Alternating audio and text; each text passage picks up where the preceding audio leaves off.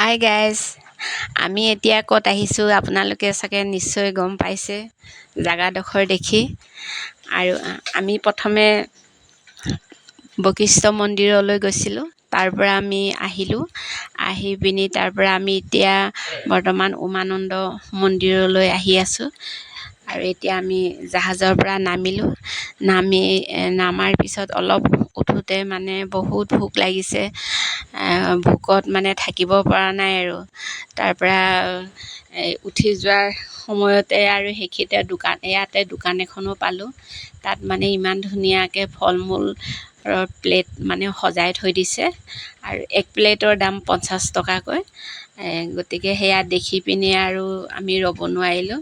তাৰপিছত আৰু ইমান ওপৰলৈ উঠি আহিছোঁ যিহেতু ভাগৰো লাগিছে, আৰু ভাগৰো লাগিছে আৰু ভোকো লাগিছে। সেয়েহে আমি চবেই মানে প্ৰত্যেকে এক প্লেট লৈ সেয়া খাবলৈ লৈছোঁ।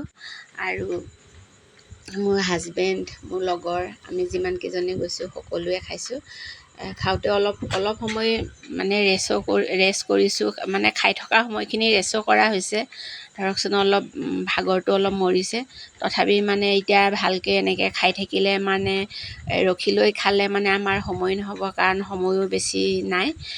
গতিকে আৰু এতিয়া আমি লাহেকৈ আকৌ গৈ থাকিব লাগিব। আৰু এতিয়া আমি চাওক, এয়া নদীখনৰ আমি কিমান ওপৰত আছোঁ। আৰু এতিয়া আমি মানে এতিয়া গৈ আছোঁ। আৰু যাওঁতে মানে গৈ মানে খায়ো আছোঁ বাৰু। একেবাৰে তাতে মানে ৰখি লৈ আমাৰ খাবলৈ মানে সময় নাই, কাৰণ ৰখি লৈ যদি আমি ভালকৈ খাওঁ তেতিয়া আমাৰ সময়টো মেকআপ নহয়গৈ। সেইটো কাৰণে আমি মানে বাকীবিলাকৰ খাই হৈ গ'ল, মই কিন্তু এয়া খাই গৈয়ে আছোঁ। আৰু চাওক, এয়া মোৰ লগৰকেইজনে কিমান আগত গৈ আছে, মই বহুত মানে পিছত আছোঁ।